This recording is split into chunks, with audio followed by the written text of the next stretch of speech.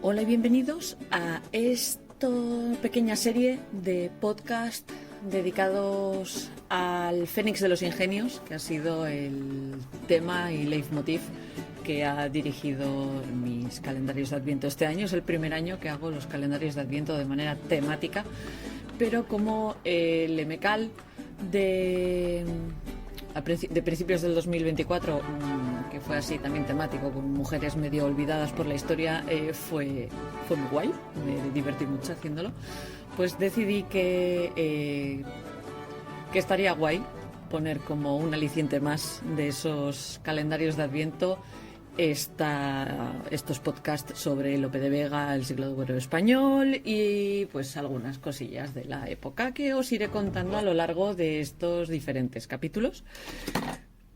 En vez de tirarme en plancha directamente con Lope, creo que lo más interesante es empezar esta serie con pues una introducción a la Edad de Oro española, que se conoce como así, el siglo de oro español, al que pertenece Lope como escritor y pues Diego de Velázquez como pintor, ya que los colores de este calendario de Adviento, los 12 colores que componen el calendario de Adviento, han salido de probablemente el que es uno de mis cuadros favoritos del mundo mundial, que es Las hilanderas de Velázquez, que ya sabéis que el título original del cuadro no es Las hilanderas, es La fábula de Aracne, pero todo Dios la conocemos como Las hilanderas. Así que bueno, he intentado extraer parte de la paleta de color de Cervantes ya diré, de Velázquez, a mis lanas, y pues mientras vais tejiendo con ellas, si estáis participando en el EMECAL, si no estáis participando en el EMECAL y estáis escuchando esto, pues simplemente porque os gusta escucharme y porque tenéis los calendarios de Adviento, tenéis la clave y habéis podido acceder a escuchar esto, pues podéis pues nada, podéis ir acariciando las madejitas o las que llevéis abiertas ya, si habéis conseguido manteneros constantes y no abrir todas de golpe, o si habéis sido muy ansiosas y habéis abierto todas de golpe. Espero que os haya gustado todo lo que hay en la caja y en los sobrecitos. Sin más, como no son capítulos normales del podcast, no voy a hacer una intro de 5 o 10 minutos. Vamos a tirarnos en plancha y vamos a hablar sobre el siglo de oro español, que fue un periodo que coincidió con el ascenso político del Imperio Español bajo el mandato de los monarcas católicos de España, o los Habsburgo españoles. Es una era que vio florecer la literatura y las artes en España gracias a la subyugación y las riquezas extraídas de los territorios imperiales de la América conquistada, etcétera, etcétera. Todos sabemos que por una parte, es una época extremadamente brillante de la historia, por lo menos en la historia española es una época en la que el arte y la cultura es extremadamente brillante, pero toda esa parte social y de dónde salía todo el dinero que, digamos, que financió esta época, hay que tenerlo muy claro mientras os estoy hablando de todo esto. El patrón más significativo del arte y la cultura durante este tiempo fue el rey Felipe II. Haré un capítulo exclusivamente sobre Felipe II.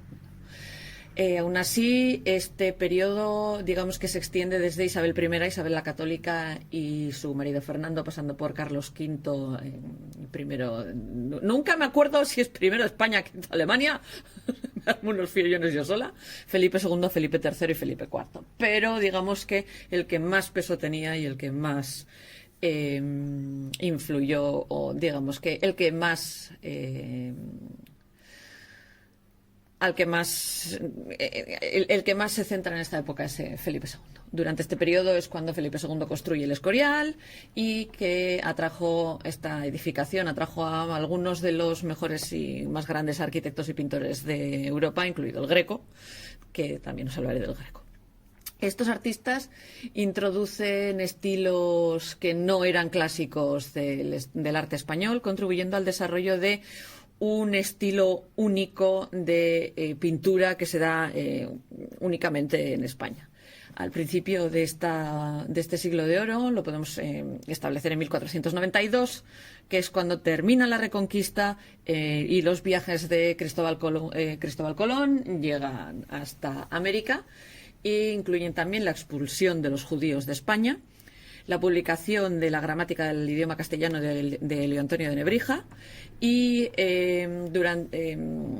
entre los que se dedican a estudiar este periodo generalmente se suele aceptar que terminó más o menos con el Tratado de los Pirineos en 1659, que termina la guerra franco-española que había empezado en 1635 y que se firmaron en la isla de los Faisanes, en el Bidasoa, ahí al lado. La de cosas que han pasado en ese islote, para lo pequeño que es sorprendente. Pero Luis XIV y Felipe IV firman, digamos que firman la paz en esa época. La mayoría de la gente suele poner el final del siglo de oro en la firma de ese Tratado de los Pirineos.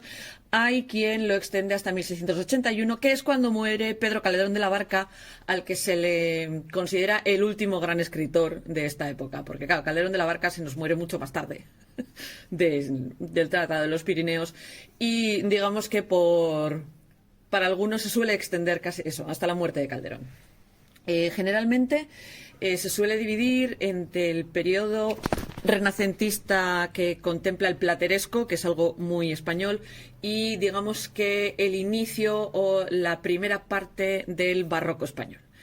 El siglo de oro, digamos que abarca desde los trabajos de Miguel de Cervantes, con su conocidísimo Don Quijote, Lope de Vega, que es nuestro sujeto de estudio y nuestro sujeto de interés de este Adviento, que fue probablemente el hombre que más obras de teatro escrito en castellano, que escribió alrededor de 1000 obras de teatro durante su vida, de las cuales 400 aún sobreviven y aún se pueden encontrar. Lope de Vega, Luis de Góngora y otros famosos poetas fueron estudiantes de la Academia de Poesía que estableció en Madrid Sebastián Francisco de Medrano. Tenemos como pintor a Diego de Velázquez, que digamos que es probablemente uno de los pintores más influyentes de la historia de Europa y que en su momento era un artista muy, muy respetado. Pintor de la corte de Felipe IV y de su primer ministro, el conde duque de Olivares. Primer ministro y válido, el conde duque de Olivares. Lo que se conoce como la música clásica española más importante se escribe durante este periodo, con compositores como Tomás Luis de Vitoria, Cristóbal de Morales, Francisco Guerrero, Luis de Milano y Alfonso Lobo, que ayudaron a establecer la música renacentista de esa época española y que su influencia llegó a durar hasta la época del barroco, que es cuando hay una revolución en la música y todo vuelve a cambiar. Antes de meternos a fondo con el tema de hacer un repaso del arte con todas sus letras, vamos a hacer como una especie de introducción histórica a España, de la España de los Habsburgo. A los que me conocéis sabéis que a los Borbones mucho cariño que no les tengo, a los Habsburgo tampoco es que les tenga mucho más. No me voy a retrotraer hasta el inicio de la Casa de Habsburgo, porque eso es como muy, muy, muy, muy, muy atrás, sino me voy a ceñir, que siendo yo ya sabéis que me voy por las ramas lo que no está escrito, a los Habsburgo españoles, en concreto desde el principio del imperio. Os hablaré un poquito de Carlos y después de Felipe II, que es su hijo. Ahí sí que nos vamos a centrar y vamos a hablar de la historia de esa parte. Con los posteriores a Habsburgo no nos vamos a meter porque, como ya os he dicho, el que nos interesa por la época en la que vivió y por los patronazgos que tuvo es Felipe II. Pero vamos a ver cómo llegamos hasta Felipe II, por lo menos. No os voy a hacer tampoco la genealogía de la Casa de Trastámara desde arriba, porque Felipe es el segundo Habsburgo que reina en España. O sea, la casa anterior, la de Isabel I y la abuela de Felipe II, que es Juana de Castilla, no me vais a verla decir Juana la Loca, era Juana de Castilla, son de la casa Trastámara. Otro día en otro podcast hablamos de ellos, o igual quién sabe, igual el año que viene El calendario de Adviento es sobre ellos. No sé, según por dónde me dé el siroco. Pero no, vamos a hablar de los Habsburgo. En este caso nos referimos a la parte de la rama de la monarquía hispánica, conocida como la monarquía católica, que reinó en un periodo entre 1516 y 1700, que es 1700, que es cuando llegan los Borbones a España. Y que en cuestión de 65 años nos quitaron las ovejas. Ya hablaremos de la Mesta también en algún momento de este podcast. Hoy no. Voy a intentar centrarme y no irme por las ramas. Pero lo he dicho.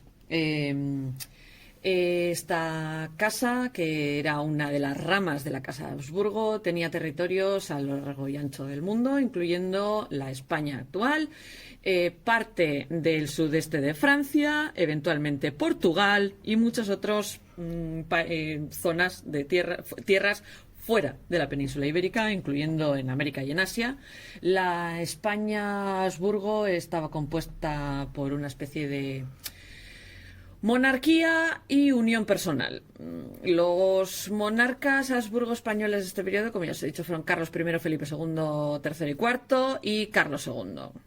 En el periodo del Imperio Español, este es el periodo en el que el Imperio Español está en su cenit, está en lo más alto de influencia y poder, y España, o las Españas, que se refería a los territorios que tenía España a través de los diferentes continentes en este periodo, inicialmente, digamos que comprimían la península ibérica entera, incluyendo las coronas de Castilla y Aragón, y desde 1580 Portugal, y luego se expandieron para incluir los territorios de hasta 5 continentes, consistiendo en una gran parte del continente americano, las islas de la zona, las Indias occidentales, los Países Bajos, Bélgica, Luxemburgo, parte de los territorios de Italia, Nápoles y toda esta parte de Francia en Europa, las posesiones portuguesas como los pequeños enclaves de Ceuta y Orán en el norte de África, las Filipinas y otras posesiones en el sudeste asiático.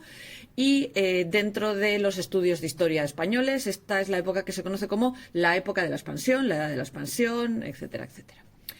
El nombre Habsburgo no fue continuamente utilizado por los miembros de la familia porque muchas veces preferían enfatizar otros títulos que tenían. La dinastía en España se ha conocido como la Casa de Austria y como complemento, muchos de los miembros de esta familia solían ser identificados con el sitio donde habían nacido. Carlos V fue conocido en su infancia hasta por el sitio donde había nacido como Carlos de Gante. Cuando se convirtió en rey de España, fue conocido como Carlos I de España. Y cuando fue elegido emperador, era Carlos V. En España, la dinastía fue conocida, como ya os he dicho, como la Casa de Austria, e incluía a los hijos ilegítimos como Juan de Austria o Juan José de Austria. El escudo, en su forma más simple, era el mismo para todos los Austria que los duques de Habsburgo habían hecho, o sea, se habían apropiado para sí mismos. En algunos tiempos solían juntarse con los del Ducado de Borgoña, antiguamente, utilizando que eran el escudo que utilizaba Juan de Austria. Así, haciendo un repaso rápido, el matrimonio de Isabel de Castilla y Fernando de Aragón, Isabel y Fernando, tanto monta tanto, en 1469, y ya sabéis, en contra de todo Pichichi, incluido el Papa, porque a estas alturas del partido todos sabemos que se inventaron la bula, que no tenían bula para casarse y aún así dijeron a tomar por culo todos y se casaron. Fue lo que unió las dos coronas principales de la península ibérica, la de Castilla y la de Aragón, que dio como la unificación de facto de España cuando se culminó la Reconquista con la conquista de Granada en 1492 y la anexión de Navarra en 1512 y entre 1512 y 1529, porque los navarros dijeron que no hay. Isabel y Fernando recibieron el título de reyes católicos de manos del Papa Alejandro VI, que igual si oís Alejandro VI no os dice nada, pero este es Rodrigo Borgia. Este es Rodrigo Borgia, es el que les da el título de Católica Majestad en 1494. Para los Habsburgo, el término de monarquía católica siguió en uso, o sea, siguieron utilizándolo. España continuó siendo uno de los mayores poderes políticos y militares de Europa y del mundo en los siglos XVI y XVII. Durante este periodo, España, digamos que es cuando, gracias a todo el dinero, todo el oro y la plata y demás recursos que se estaban trayendo de América, sobre todo, se establece lo que es conocido como el siglo de oro, como ya os he dicho. Incluyendo pues como a Teresa de Ávila, Calderón de la Barca, Cervantes, Quevedo, Velázquez, el Greco y toda esta gente. En 1700, cuando muere el último de los reyes de los Austrias, Carlos II el Hechizado, que es el pobrecillo, era el resultado de una política de matrimonios que hacía que los árboles genealógicos, en vez de parecer un árbol, parecieran una corona navideña. Eso, cuando muere Carlos II en 1700, ocurre la Guerra de la Sucesión Española, que lleva al ascenso de Felipe V, Borbón, que empezó a cambiar el sistema de gobierno, etcétera, etcétera, y pues digamos que es ahí donde termina la historia de la Casa de Habsburgo, pero como ya os he dicho, el siglo de oro, que es donde nos vamos a centrar nosotros, termina mucho antes. Pero bueno, los principios de, digamos que este imperio español es 1504, cuando Isabel de Castilla muere. Isabel la Católica muere, pero Fernando de Aragón sigue vivo. Fernando de Aragón intentó seguir siendo rey en Castilla cuando muere Isabel, su mujer, pero las Cortes Generales, o sea, el equivalente al Parlamento, le dijeron que tururú, que la corona tenía que pasar a la primogénita, Juana de Castilla, que en ese momento estaba casada con Felipe I, Felipe el Hermoso, que era un Habsburgo. Entonces le cambian el nombre entero a la dinastía porque Felipe I era un Habsburgo. Que a todo esto, Felipe I de Castilla, porque el señor quería ser corregente con su señora. Hay rumores de que a Juana no le hacía ni puñetera gracia y que por eso empezaron con el tema de esta mujer está loca, etcétera, etcétera. Poco después, Juana empezó a volverse loca. ¡Qué coincidencia! Guiño, guiño, codazo, codazo. Esto es un tema de debate que sigue existiendo a día de hoy entre los historiadores. Hay gente que dice que sí, que Juana de Castilla estaba loca, y hay gente que dice de hacer el favor de no reducir a esta mujer a la locura. O sea, tuvo en contra a su padre, a su marido y a su hijo. No tenía nada que hacer. El caso es que en 1506 Felipe fue declarado rey por Iure Uxoris. De esto creo que os he hablado alguna vez. Iure Uxoris significa que él es rey porque su mujer es la reina. O sea, no es rey porque es él el que tiene el derecho al trono. El derecho al trono lo tiene ella. Pero él es rey consorte, pero con capacidad de gobierno. No sé si me explico. Cuando una persona tenía derecho a un título nobiliario, se solía decir suo iure. O sea, Juana era reina de Castilla suo iure. O sea, es porque ella tenía esa potestad, porque era la hija de la reina anterior. ¿Podemos decir que su hermana Isabel le robó el trono a su hermanastra Juana? Pues también es debatible, es lo que pasó. Pero Juana, suo iure, era la reina, pero Felipe I fue declarado rey iure uxoris. Pero muere al año de que lo coronan rey, bajo misteriosas circunstancias, probablemente envenenado por Fernando II, porque Fernando el Católico, de católico, tenía poco. O sea, el tío era de cuidado. No solo por los cuernos que le puso a su mujer, ya os estuve hablando que hay especulaciones de que la Latina era una de las amantes de Fernando II. De esto, iros a escuchar el capítulo de la Latina en el podcast y os hablo de todo esto. Como el hijo más joven de Juana y Felipe, que era Carlos, o sea, cuando su hijo mayor, perdón, tenía solo 6 años, las Cortes, a regañadientes, permitieron que fuera el padre de Juana, Fernando II, el que actuase como regente de la reina y de Carlos, de uno por ser menor de edad y de la otra porque ya la habían declarado loca. eh, que estuviera dando vueltas con el ataúd de su marido por toda España era un follón. Hay una explicación, parece ser, que tiene que ver con el hecho de que Isabel la Católica dejó por escrito que tenían que enterrarlos a todos en Granada, este no murió cerca, había que llevarle hasta allí, etcétera, etcétera. Y bueno, las procesiones, ¿no? Es lo que no sé. Un día hago un programa sobre Juana de Castilla y hablamos de este tema. Pero hoy no toca. No me puedo ir por las ramas. Es un tema que me gusta mucho, pero no me puedo ir por las ramas. Así que España de repente se encontró siendo gobernada por Fernando II en forma de unión personal, aunque él era el rey, técnicamente era el rey de Aragón. Digamos que era un regente sin disputas en toda la península y Fernando adoptó unas políticas más agresivas que las que había podido desarrollar siendo el marido de Isabel. Así que él siempre había querido invadir Navarra directamente, por él el vecino de arriba, ¿vale? Y querían invadir Navarra. Navarra hasta ese momento era un reino independiente. O sea, Guipúzcoa era parte de Navarra y éramos un reino independiente del resto de Castilla, ¿vale? Pero estos cogieron que les tenía ganas a los navarros desde muchísimo tiempo antes y dijo, ahora que no tengo una señora que me pare los pies, a por los navarros. El caso es que en 1512, apoyado por tropas aragonesas, lidera una expedición militar castellana y invade Navarra. Además de anexionarse Navarra, estuvo metido en un montón de jaleos contra parte de la República de Venecia, por controlar parte de Italia con la República de Venecia y contra Francia. Y el caso es que después de unas campañas un poco problemáticas consigue quedarse con la parte norte de Navarra, dejando a los franceses quedarse con Milán. Y él justificaba que tenía derecho a estas tierras porque se había casado en segundas nupcias con Germana de Foix. El caso es que ese mismo año Fernando muere.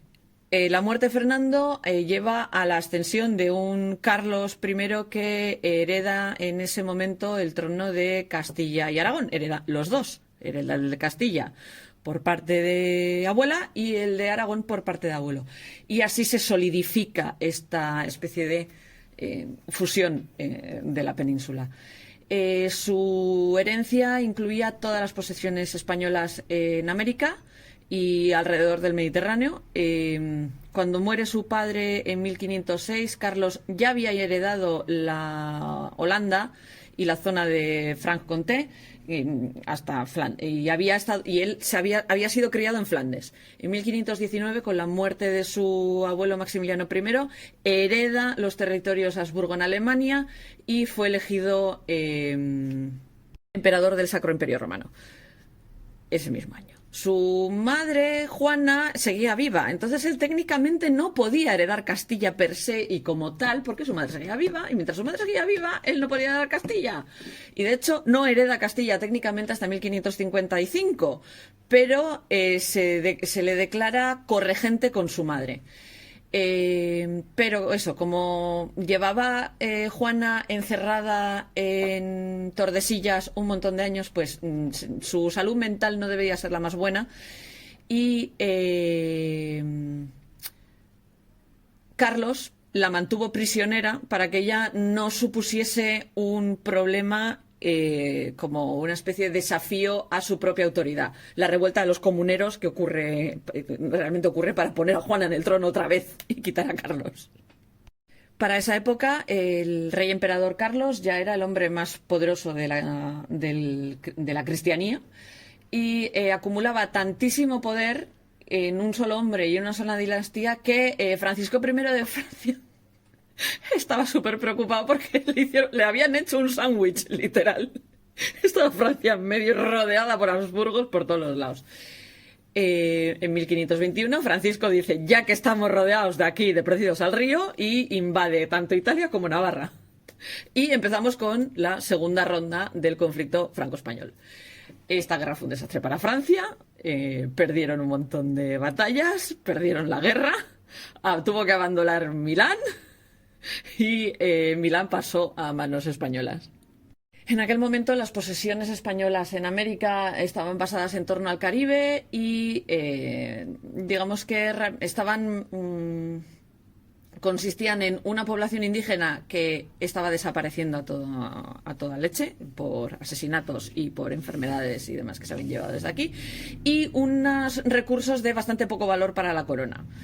Y pocos españoles se habían asentado en la zona.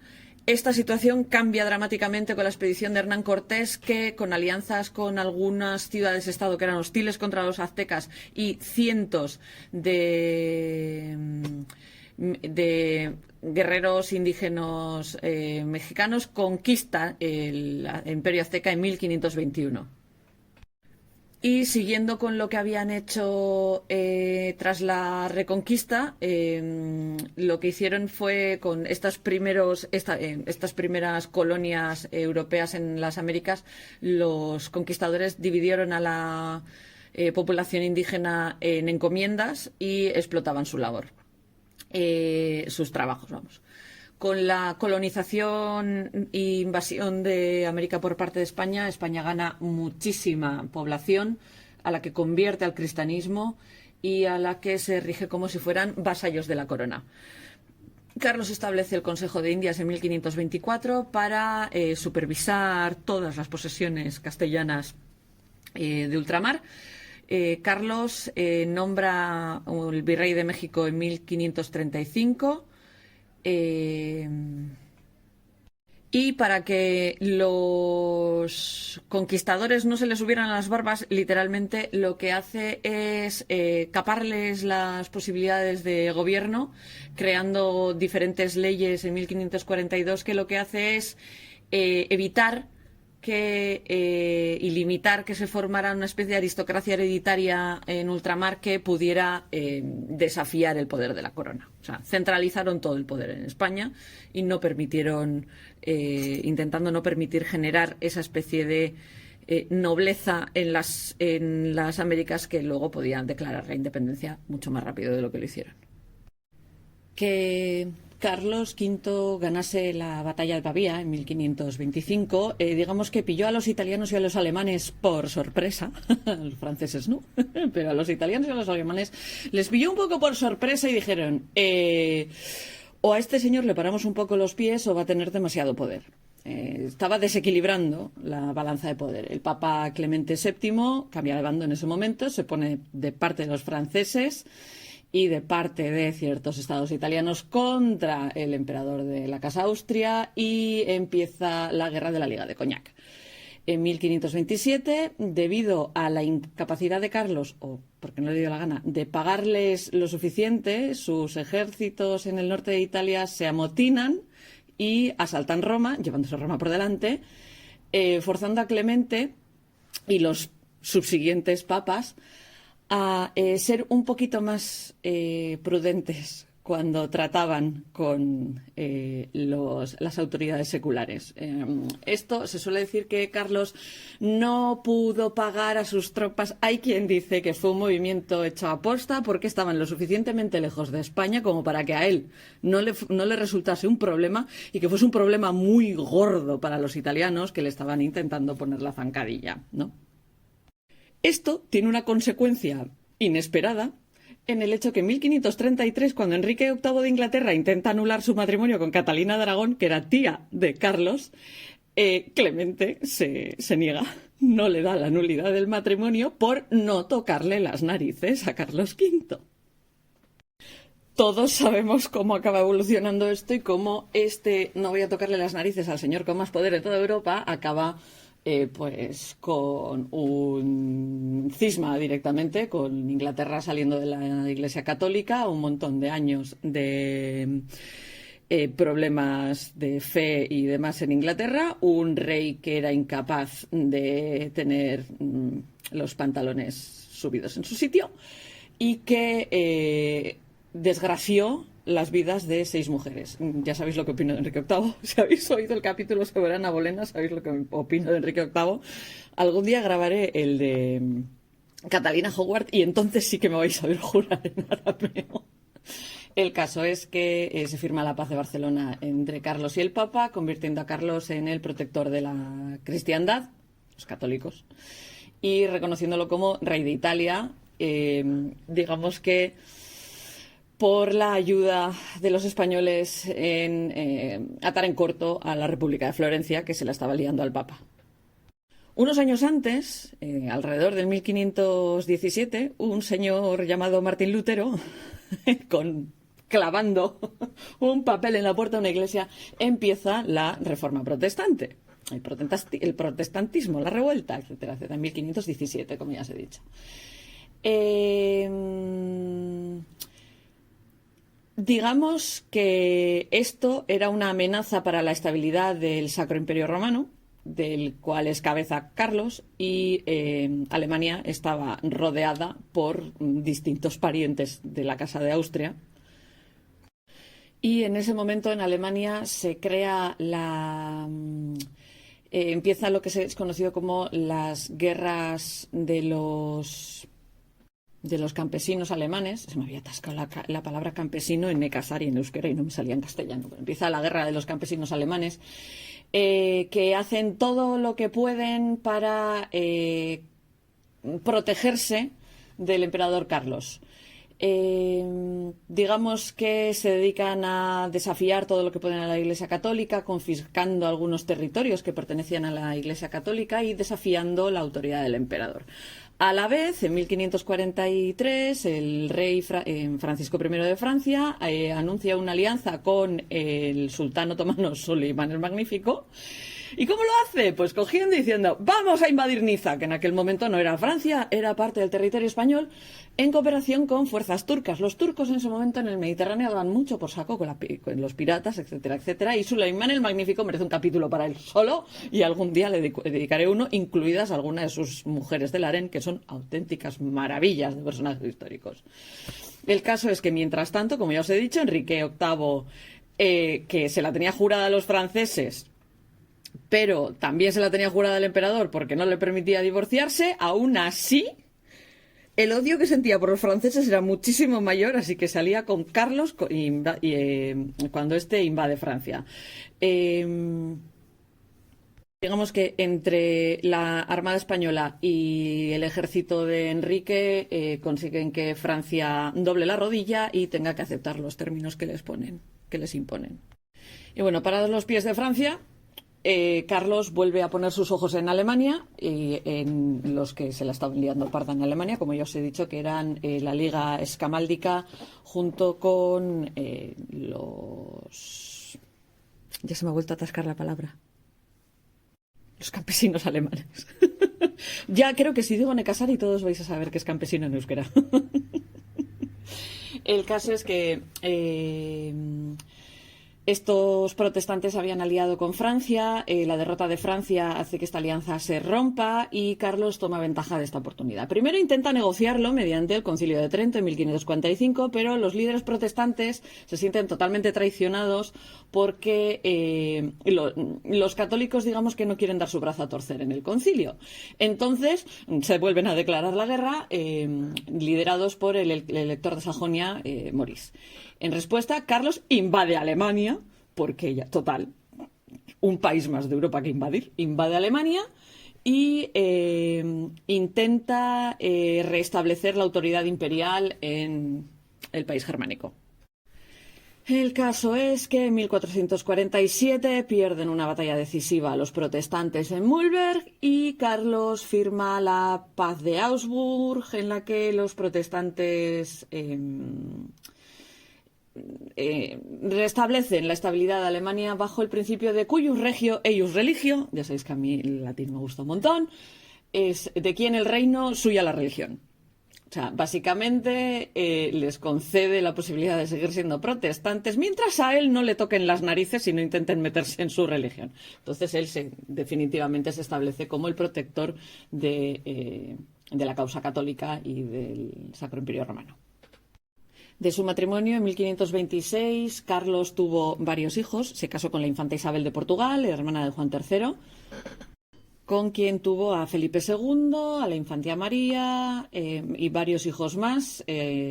Muchos murieron en la infancia o nacieron sin vida, y tanto Juana como María se casaron con primos. Empezamos los matrimonios con primos. Isabel de Portugal y Carlos I también estaban emparentados, creo recordar. Efectivamente, María de Aragón, la madre de Isabel de Portugal, era la hermana de Juana de Castilla. O sea, eran primos también. Aquí todo esto de casarse entre primos es lo que hace que al final el pobre Carlos II acabe con, como os he dicho antes, con un árbol genealógico que más que un árbol parece una corona navideña. El caso es que eso, tienen varios hijos, y en 1556 Carlos V abdica, o sea, no muere como rey reinante, dice: yo ya me he hartado de esto, abdica y se va a vivir a Yuste, en Extremadura, al monasterio de Yuste, se retira y se va a vivir allí, y 2 años más tarde muere. Pero Felipe II hereda el Imperio Español en 1556, aunque el Sacro Imperio Romano, Carlos se lo da en herencia a su hermano Fernando. O sea, en ese momento los Habsburgo, los Austrias, dividen el poder, digamos de alguna manera, entre el Imperio Español por un lado, para Felipe II, y el Sacro Imperio Romano para Fernando. A pesar de todo, cuando Felipe II hereda el trono, Enrique II de Francia, que había llegado al trono en 1547, ya estaba dando por saco, renovando el conflicto entre los dos países. Francia y España, yo creo que no se han llevado bien históricamente jamás. El caso es que Felipe II, como era joven, entró al trapo y digamos que aplastó al ejército francés en la batalla de Saint-Quentin en Picardía en 1557, digamos que llevándose por delante a Enrique en la batalla de Gravelines el año siguiente, y se establece la paz de Cateau-Cambrésis, que se firma en 1559, que reconoce permanentemente los derechos de España sobre Italia. Y por fin los franceses dejaron de intentar reclamar Italia. Tampoco es que España tuviese muchas razones para reclamar Italia, pero aquí ganaron españoles y se quedaron con los derechos. En celebración, digamos que las celebraciones del tratado, Enrique muere en una justa por culpa de una astilla que salta de una lanza, porque estaban de justa.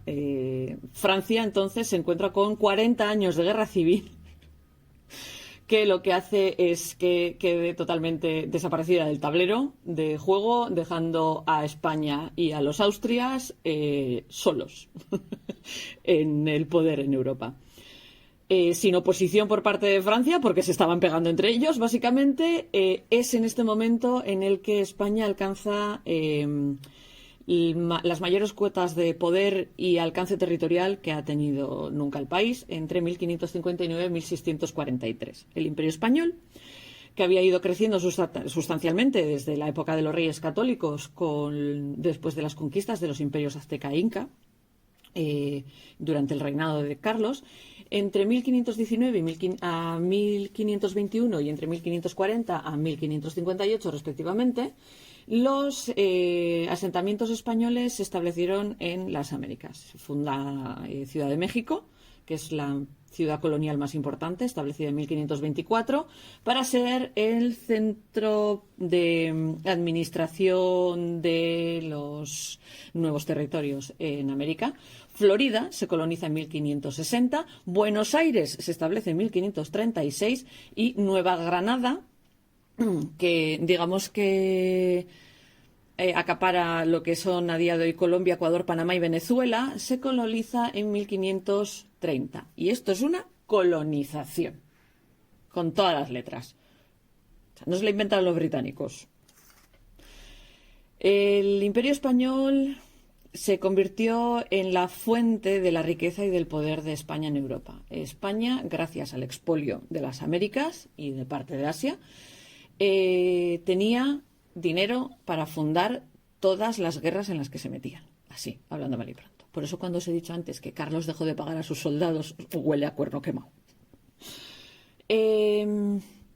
Esto tuvo un efecto rebote. Había tanto metal precioso entrando de manera tan rápida que en la economía que contribuyó a una inflación general que afectó a toda Europa.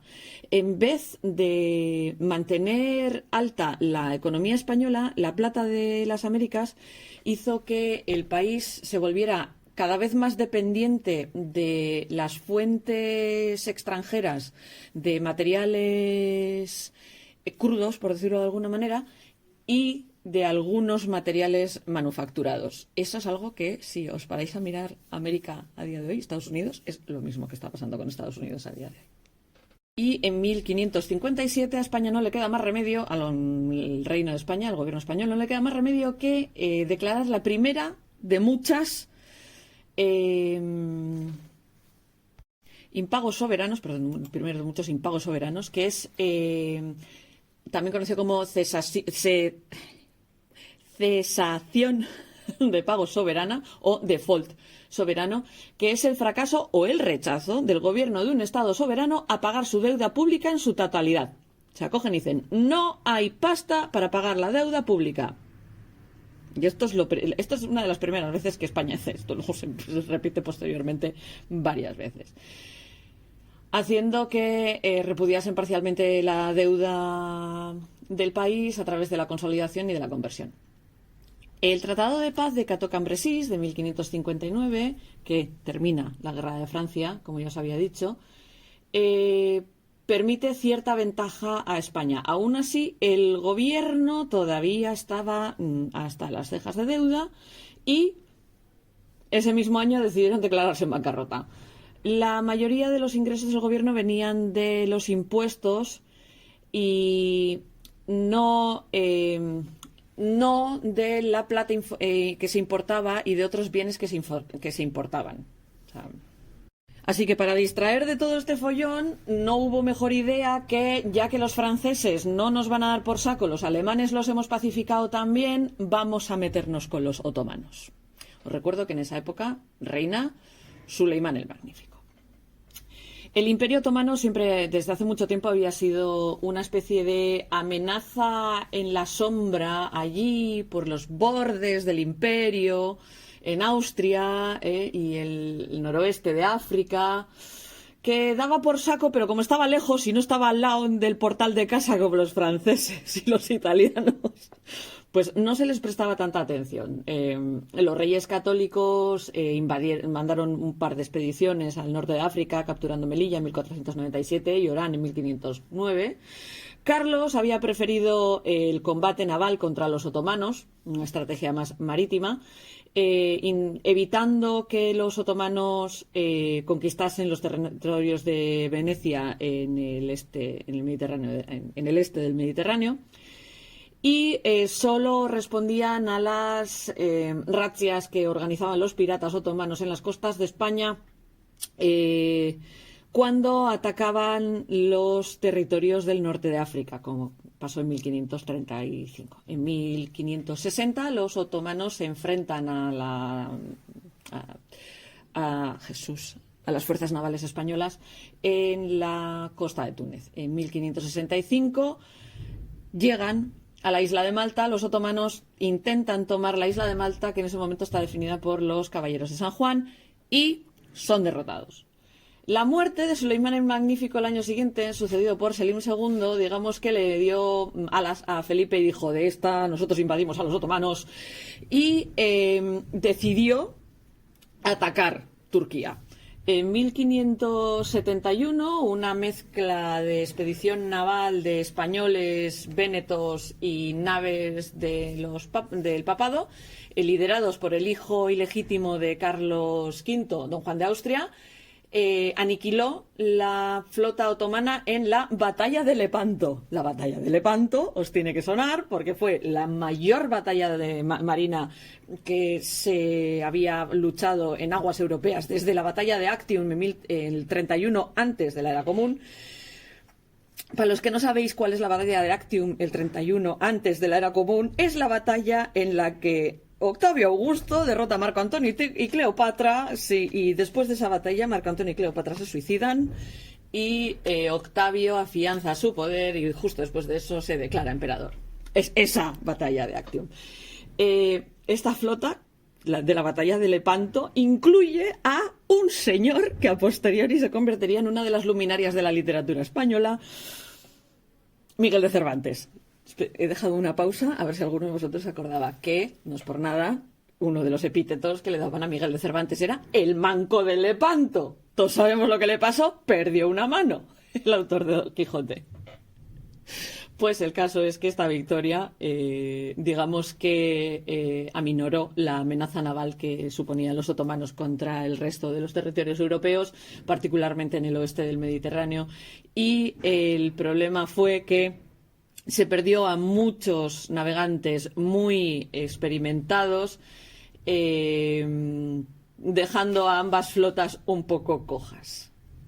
Aún así, los otomanos consiguieron reconstruir su armada en un año y la utilizaron para consolidar el dominio otomano por la mayor parte de la costa del Mediterráneo africano y las islas del este.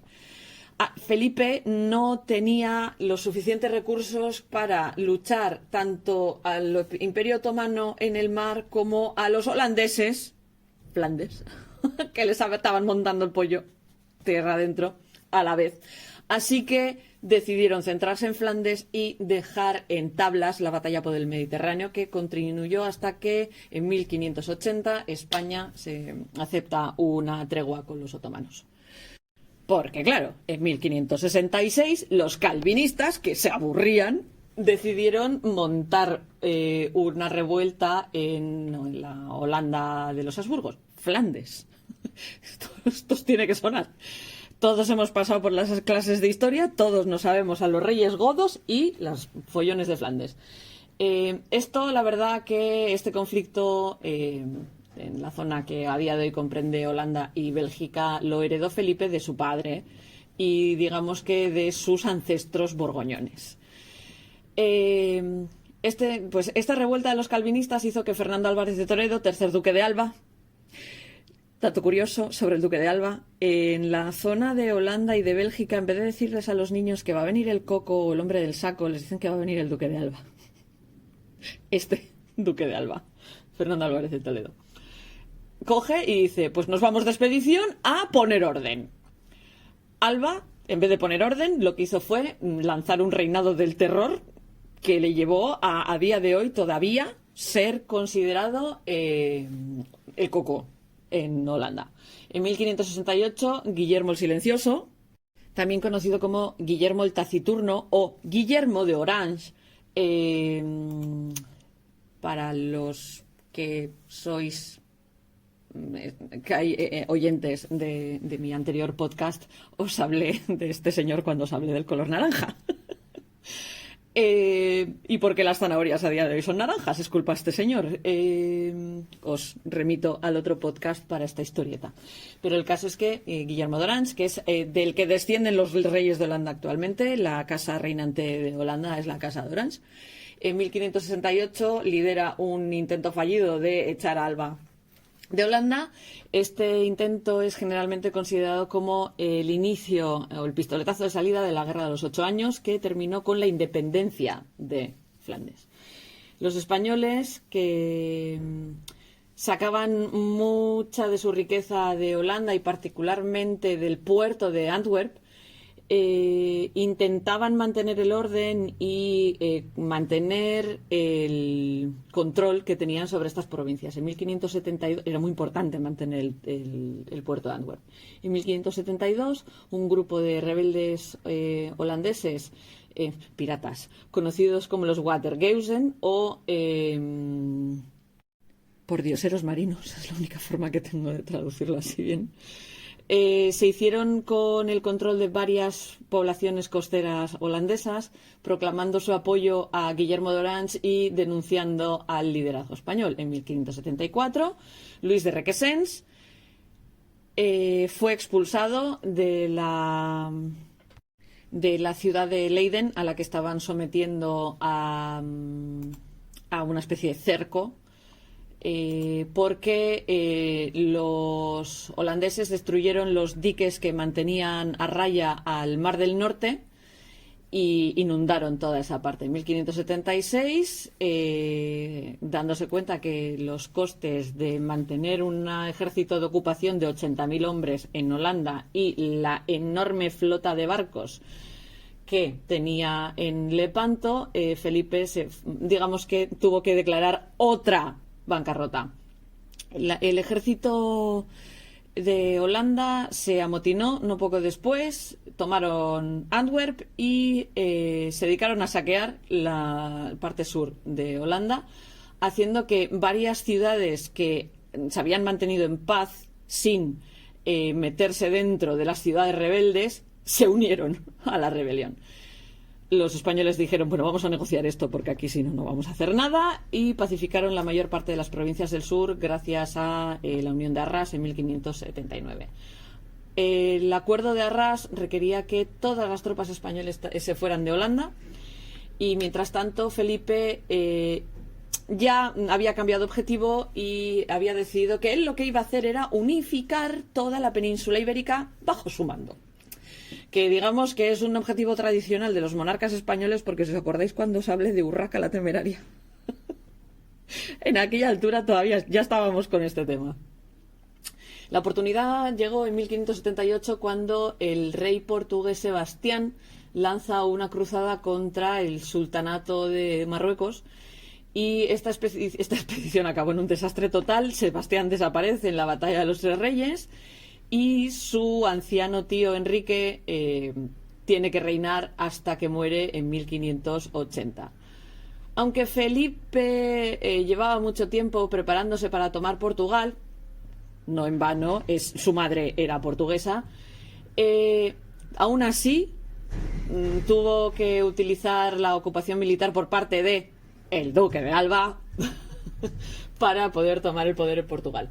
Felipe se hizo con el título de rey de Portugal, pero lo que es el país siguió siendo bastante autónomo. Tenía sus leyes, tenía su moneda, tenía sus instituciones. Lo único que el señor que estaba allí pues era Felipe. El que mandaba era Felipe. Aún así, Portugal decidió no armarla, decidieron entregar su independencia a que los mandaran desde España, y las relaciones entre los dos países no eran las más cálidas que había, pero bueno, por lo menos no se declararon la guerra inmediatamente.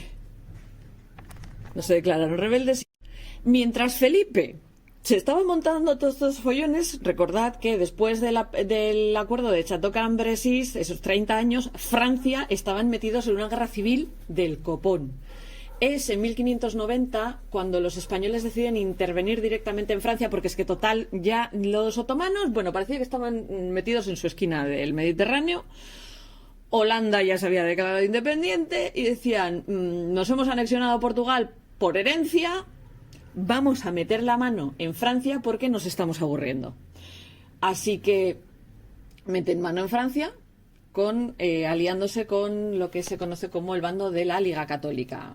Ayudan a ganar batallas, etcétera, etcétera. Pero les falla todo el plan porque Enrique de Navarra se convierte en rey como Enrique IV. Enrique de Navarra era protestante. Si habéis oído alguna vez la frase París bien vale una misa, es este Enrique, este rey, el que dice, si yo tengo que participar en una misa católica para que el Papa Clemente VIII me acepte como rey, yo lo hago. ¿Por qué? Porque Enrique era muy pragmático y decide que es muchísimo más importante la estabilidad de Francia como reino que la salvación de su alma. Así que acepta a Enrique dentro de la Iglesia Católica, Enrique se convierte en Enrique IV y España no puede anexionarse Francia, es lo que les faltaba.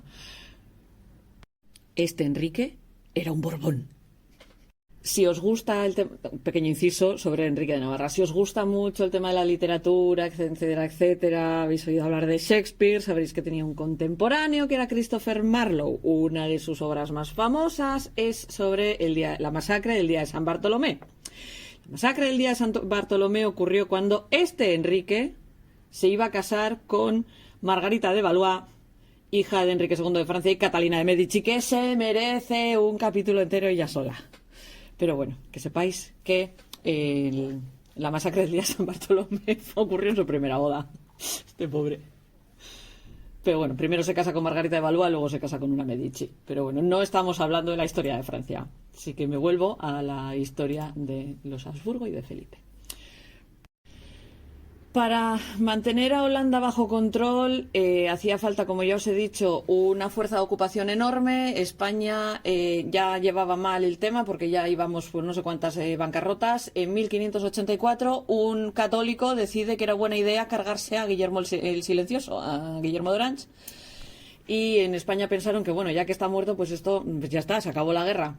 Como suele decir, muerto el perro, se acabó la rabia. Pues no. ¿Por qué? ¿Dónde estaba Inglaterra en todo esto?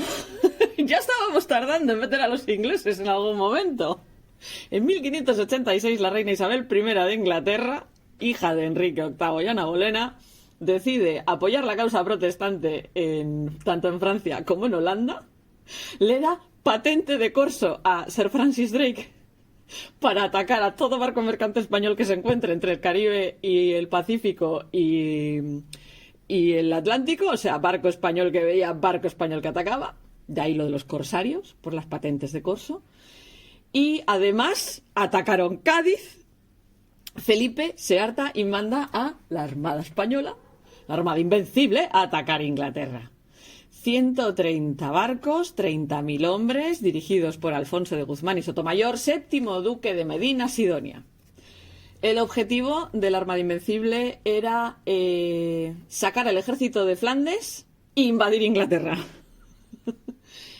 Digamos que después de 3 días de pelearse con la Armada inglesa, la Armada se retiró y no le quedó más remedio que hacer el viaje de vuelta alrededor de Escocia e Irlanda, donde, por culpa de una ingente cantidad de tormentas, se perdieron muchos barcos. La leyenda negra española suele decir que la Armada Invencible la destruyeron los ingleses, no. Los ingleses estaban totalmente a punto de perder, o sea, estaban muy jodidos, literalmente. Y lo único que les salvó fue el mal tiempo del canal, obligando a la Armada a ir por un camino igual de malo, con un montón de tormentas. Ganó el clima, no los ingleses.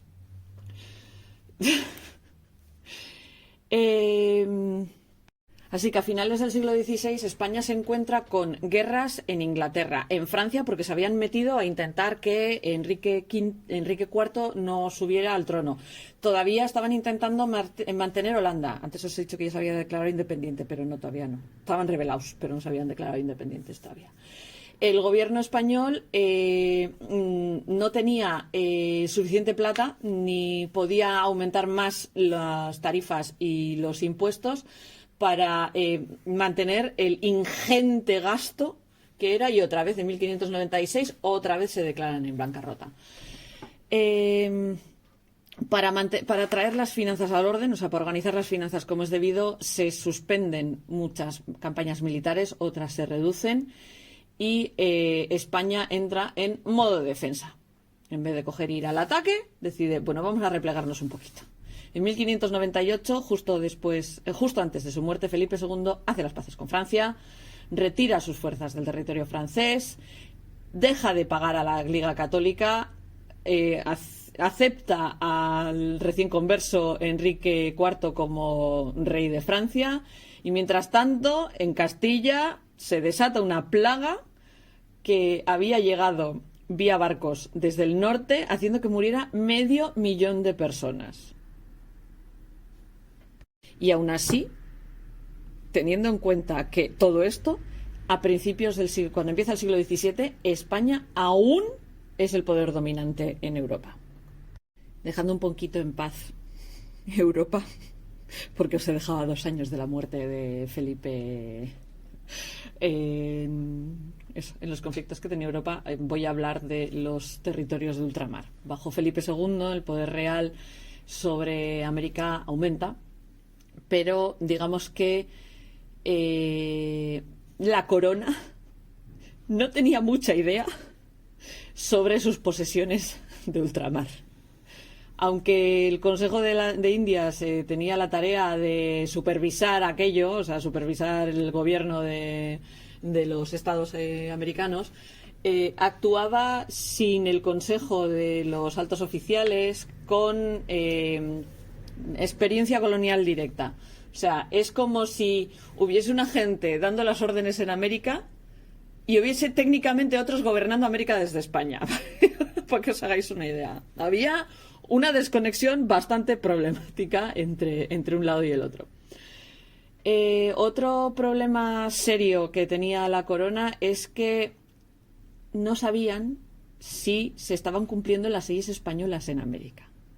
Para remediar esta situación, Felipe nombra a Juan de Obando, como que había sido presidente, o sea, fue nombrado presidente del Consejo de Indias, para que le diese consejo. Obando decidió nombrar un cronista y cosmógrafo de las Indias, y este título recayó sobre Juan López de Velasco, básicamente para que hiciera un inventario del imperio.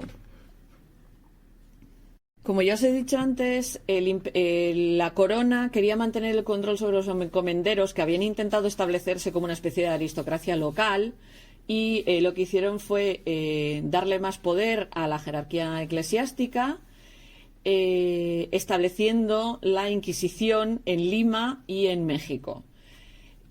Aumentó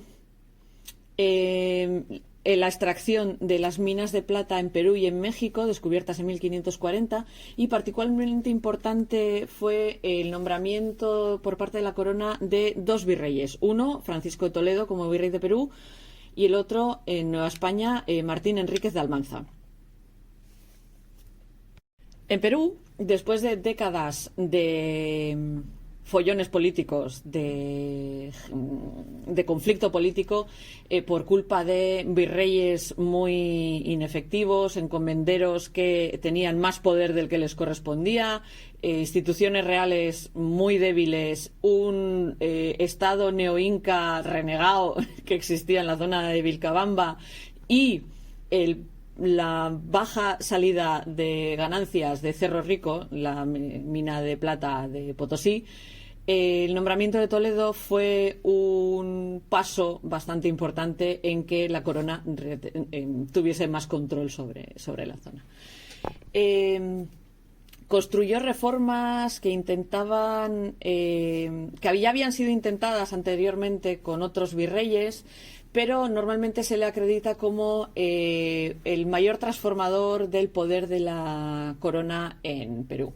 Toledo formalizó los derechos de trabajo de los plebeyos de los Andes, para garantizar una especie de trabajo asegurado tanto en la mina de Potosí como en la mina de mercurio de Huancavelica, y estableció distritos administrativos o corregimientos en distintas zonas, y además reasentó a nativos de los Andes, a los primeros pobladores de los Andes, en reducciones para poder gobernarlos mejor.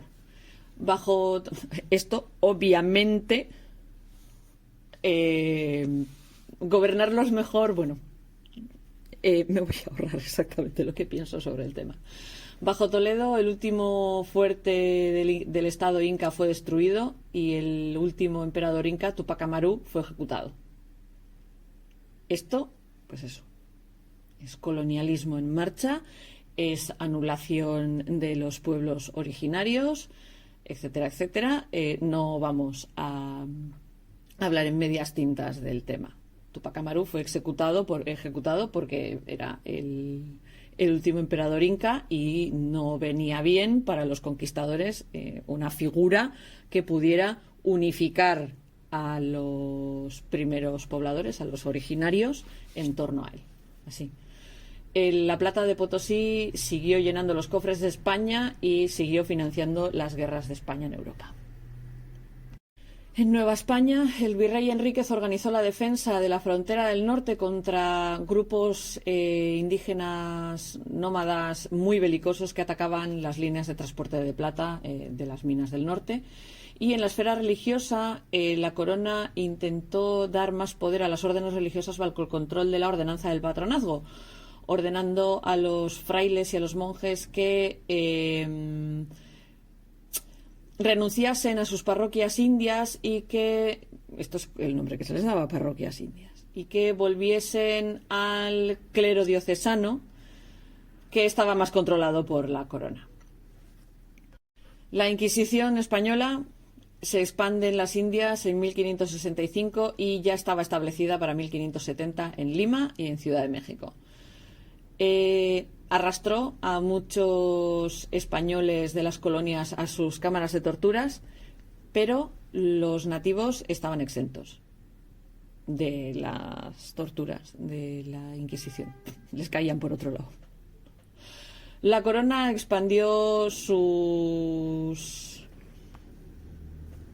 ambiciones globales y defendió las existentes en la zona.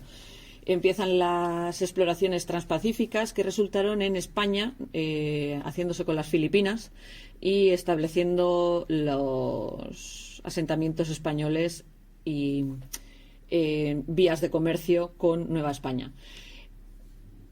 Y es el virreinato de Nueva España el que acaba con la jurisdicción, o sea, acaba teniendo jurisdicción sobre las Filipinas, convirtiendo a las Filipinas en el punto de entrada y salida del comercio con Asia. Que Felipe heredase la corona de Portugal en 1580 complica la situación en América entre los colonos españoles y los colonos portugueses, porque Brasil era Portugal y el resto de la América española pues no eran controlados por el mismo grupo de gente. O sea, no estaba todo bajo el Consejo de América, sino que los territorios portugueses eran controlados por la administración portuguesa, porque como ya os he dicho, Portugal mantuvo sus leyes, sus administraciones, etcétera, etcétera. Entonces, no fusionaron el gobierno de los territorios. Y como ya os he dicho, gracias a la propaganda de los ingleses, creemos siempre que los ingleses marítimamente arrasaron a España, etcétera, etcétera. Pero haceros a la idea de que la fuerza naval española, combinada con la portuguesa, en aquella época era enorme. Enorme. Y aunque tanto Sir Francis Drake como su primo John Hawkins se dedicaron, mediante patentes de corso, a dar por saco todo lo que podían, Inglaterra en esta época son el último mono. A todos nos gusta mucho Isabel I, a todos nos gustan mucho las historias sobre ella, etcétera, etcétera, pero Inglaterra no es todavía lo que va a ser a posteriori. ¿Empiezan a levantar la cabeza? Sí. ¿En aquel momento eran el último mono? También. El caso es que en 1568 los españoles derrotan la flota de Hawkins en la batalla de San Juan de Ulúa, en México. Y en 1585 Drake asesta varios golpes seguidos en las Indias Orientales a los españoles. Saquea Santo Domingo, captura Cartagena de Indias y San Agustín en Florida.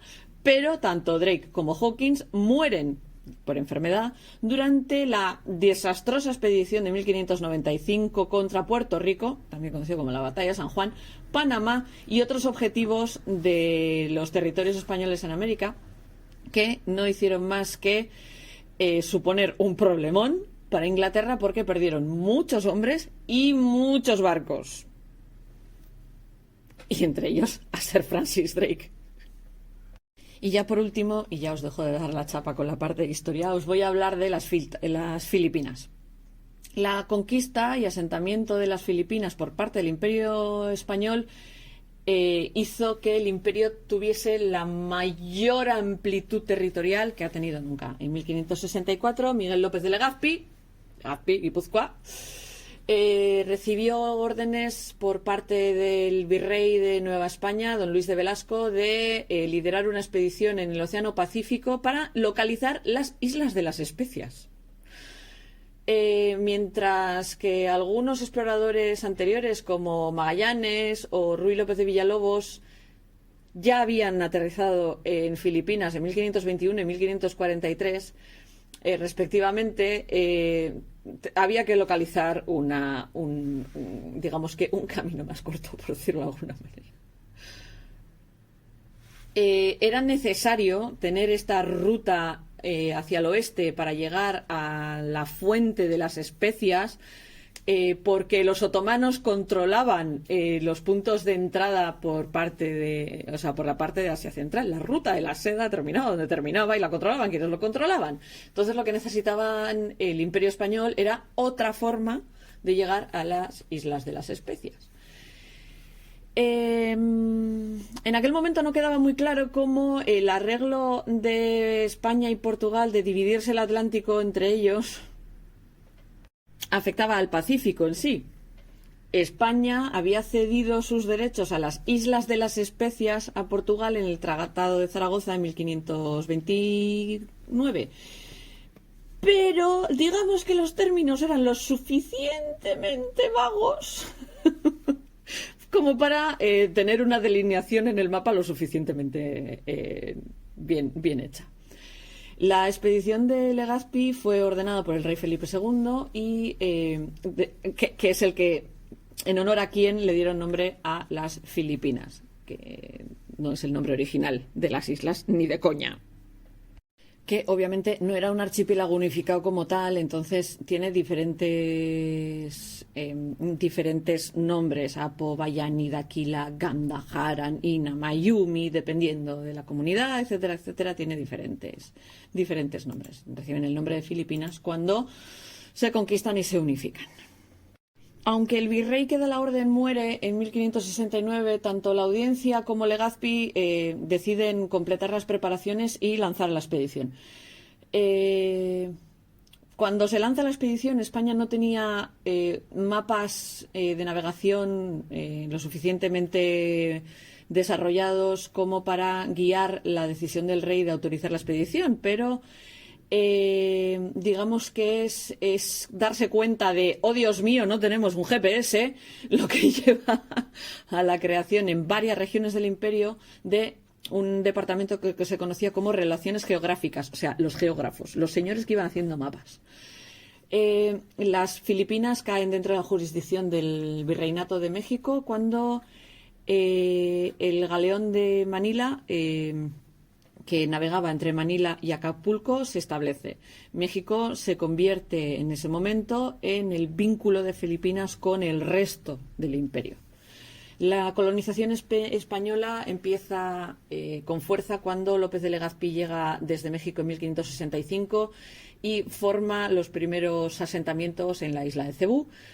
Al principio llega solo con 5 naves y 500 hombres acompañados de frailes agustinos, y es reforzada en 1567 con 200 soldados más que son capaces de repeler a los portugueses que andaban por allí y crear la fundación de lo que es la colonización del resto del archipiélago. En 1571 los españoles, con reclutas mexicanos y aliados filipinos, atacan y ocupan Manila, que en aquel momento era un estado vasallo del sultanato de Brunei, y negocian la incorporación del reino de Tondo, que había sido liberado del control del sultanato de Brunei, y que su princesa Candarapa tuvo un trágico romance con el conquistador nacido en México y nieto de Miguel López de Legazpi, Juan de Salcedo.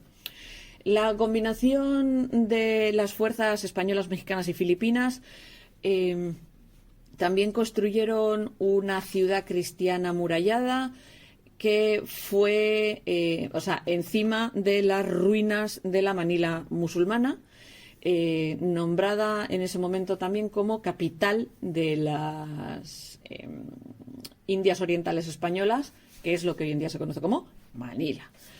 Los españoles eran pocos, la vida era difícil y muchas veces estaban en mucho menor número, tenían mucho menor número que sus reclutas amerindios y que sus aliados filipinos.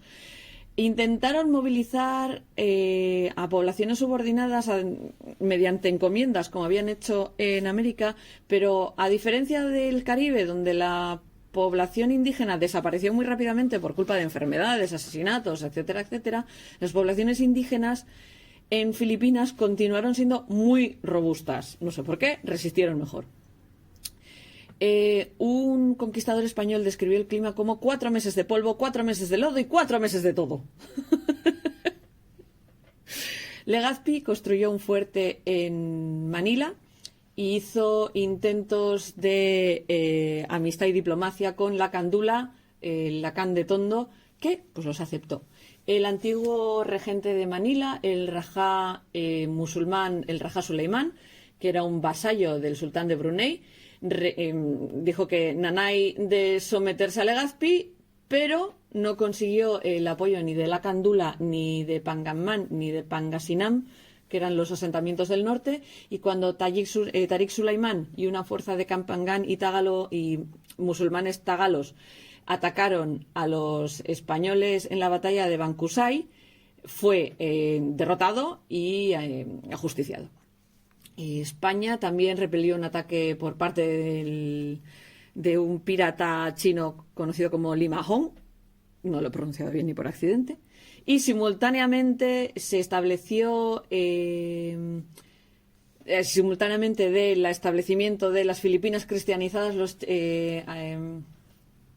atrajo a comerciantes chinos que decidieron que les salía bien intercambiar su seda por plata mexicana.